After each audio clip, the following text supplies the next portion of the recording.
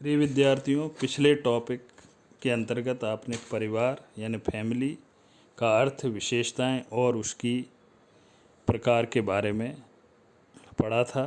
उसी क्रम में आज फैमिली के प्रकार का और उल्लेख किया जाएगा, खासकर ग्रामीण परिवार और नगरीय परिवार।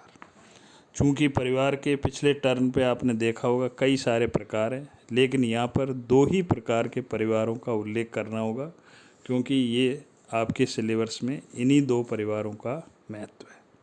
सबसे पहले आता है ग्रामीण परिवार क्या है।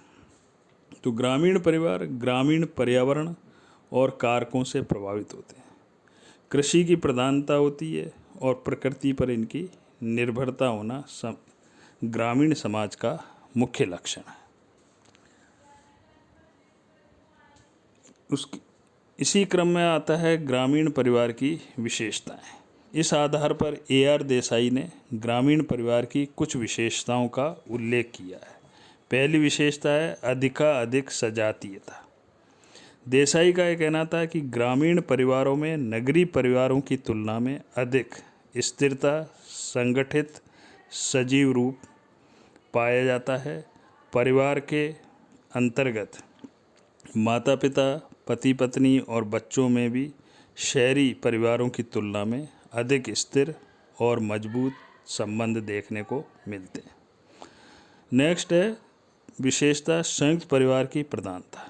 ग्रामीण परिवारों में संयुक्त परिवार की प्रधानता होती है और ऐसे परिवार में 3 या 2 से अधिक या 3 से अधिक पीढ़ी के सदस्य भी आपको देखने को मिलेंगे।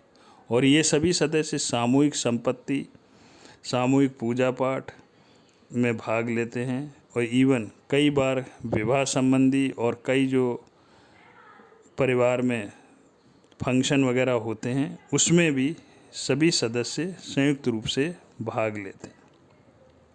नेक्स्ट है कृषक गृहस्थी पर आधारित। ग्रामीण परिवारों का चूँकि मुख्य व्यवसाय कृषि है, इसलिए परिवार के सभी सदस्य किसी न किसी रूप से कृषि कार्य में अवश्य लगे हुए रहते हैं। इसीलिए ग्रामीण परिवारों को कई बार कृषक परिवार भी कहा जाता है। सामूहिक निवास, सामूहिक भूमि, आर्थिक क्रियाओं में सामूहिक रूप से ग्रामीण परिवार के सदस्य एक दूसरे से जुड़े हुए रहते हैं। नेक्स्ट विशेषता है अधिकाधिक अनुशासन और अन्योन्याश्रितता।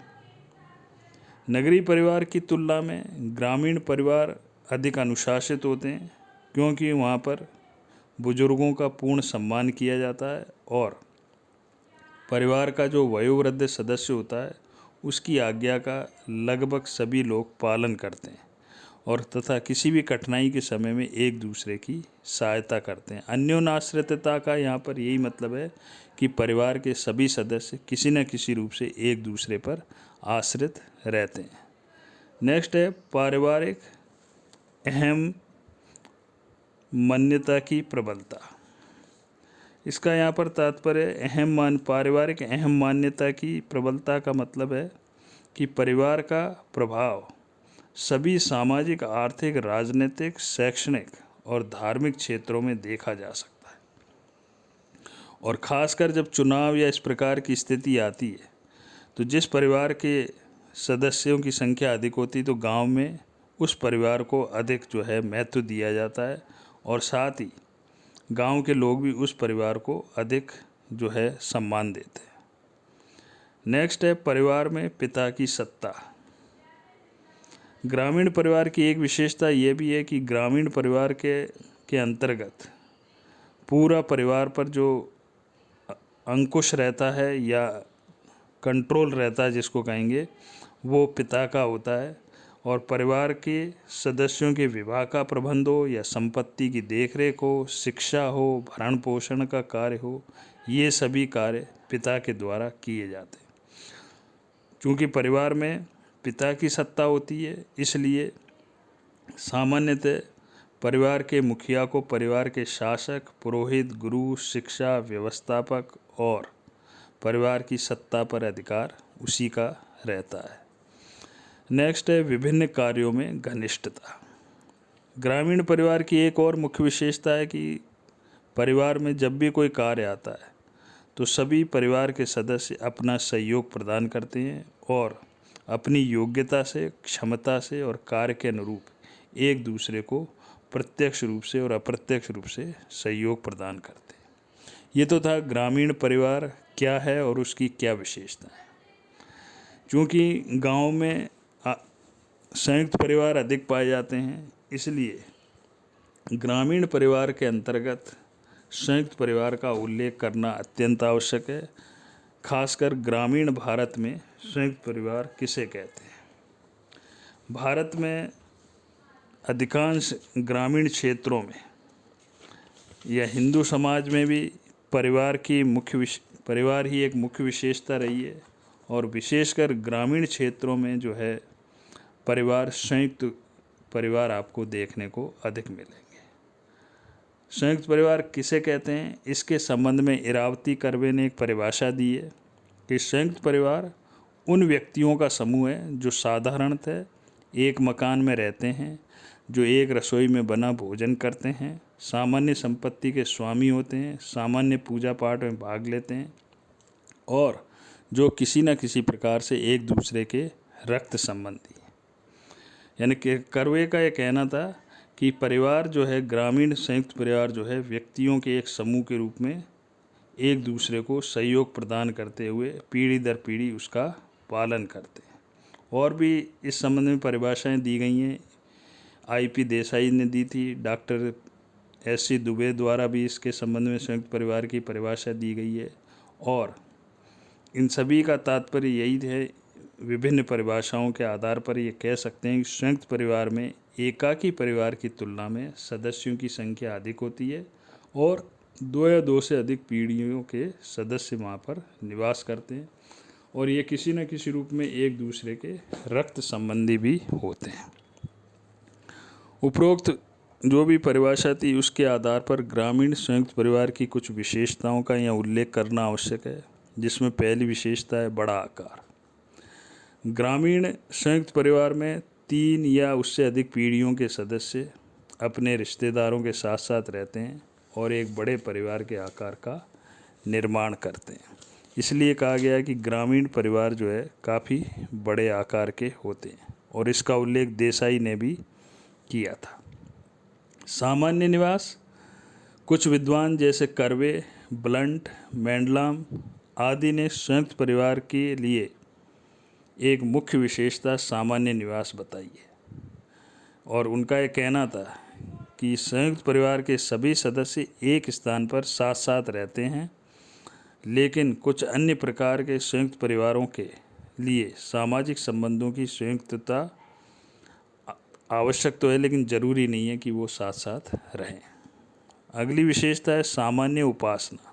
सामान्य उपासना का मतलब है कि संयुक्त परिवार के अंतर्गत परिवार के सभी सदस्य कई सारे जब त्यौहार आते हैं, जैसे नवरात्रि है, श्राद्ध पक्ष है, जन्म संस्कार है, जन्माष्टमी, दीपावली, दशहरा, रक्षाबंधन और भी कई सारे त्यौहार या पर्व आते हैं, तो परिवार के सभी सदस्य सामान्य उपासना यानी पूजा पाठ में भाग लेते हैं, सम्मिलित होते हैं।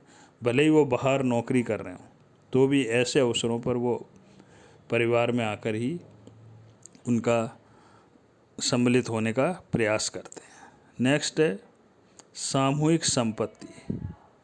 संयुक्त परिवार की एक और महत्वपूर्ण विशेषता ये रही है कि परिवार के सदस्य कितने भी हों, लेकिन सभी सदस्य अपनी अपनी कमाई जो है परिवार के मुखिया को देते हैं और वह राशि एक स्थान पर या आय जो है एक स्थान पर एकत्रित की जाती है और विभिन्न अवसरों पर परिवार का जो मुखिया होता है या कर्ता होता है वह उसे खर्च करता है और एक दूसरे के साथ सहयोग करते हैं।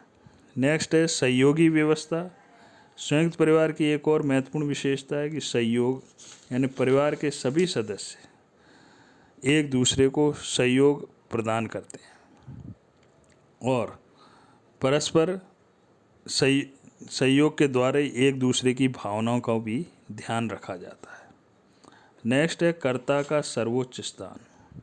संयुक्त परिवार की एक और महत्वपूर्ण विशेषता यह है कि संयुक्त परिवार के अंतर्गत कर्ता यानी मुखिया का सबसे ऊंचा स्थान होता है और कर्ता जो डिसीजन देता है या जो निर्णय देता है वही माना जाता है। चूँकि परिवार पितृसत्तात्मक होता है, इसलिए आर्थिक, सामाजिक, राजनीतिक, धार्मिक, न्यायिक आदि सभी क्षेत्रों में परिवार का मुखिया ही अपने स्तर पर कार्य करता है और सभी सदस्य उसके आज्ञा का पालन करते हैं। नेक्स्ट है परिवार अधिकार और कर्तव्य। संयुक्त परिवार में सभी सदस्यों के अपने अपने कुछ अधिकार भी होते हैं और कर्तव्य होते हैं। उसके अनुसार सभी परिवार के सदस्य उनका पालन करते हैं। नेक्स्ट है नातेदारी संबंध। नातेदारी संबंध संयुक्त परिवार की एक ऐसा समूह है जिसमें विशिष्ट रक्त, विवाह तथा गोश संबंधों से संबंधित सदस्य एक दूसरे से जुड़े रहते हैं। जैसे उदाहरण के लिए माता पिता, दादा, चाचा, ताऊ या उनके और भाई बंद, अविवाहित पुत्र साथ साथ रहते हैं, यानी उनमें एक दूसरे से नातेदारी का किनशिप रिलेशन भी देखने को मिलता है। तुलनात्मक स्थायित्व लास्ट विशेषता है। तुलनात्मक स्थायित्व का मतलब है कि संयुक्त परिवार एकाकी या नाभिक परिवार की तुलना में अधिक स्थायी होते हैं और ये काफ़ी लंबे समय तक, इसीलिए 2 या 3 से अधिक पीढ़ी के सदस्य इसमें रहते हैं और कोई भी संकट के समय एक दूसरे की सहायता करते हैं। किसी सदस्य की, उदाहरण के लिए किसी सदस्य की मृत्यु हो जाने पर उसकी पत्नी और बच्चों की देखभाल संयुक्त परिवार वैसे ही करता है जैसे उसकी पहले हो रही थी, या किसी बीमारी के समय या और कोई आर्थिक संकट आता है तब भी परिवार के सदस्य एक दूसरे को सहायता प्रदान करते हैं। ये आज का टॉपिक था। Thank you.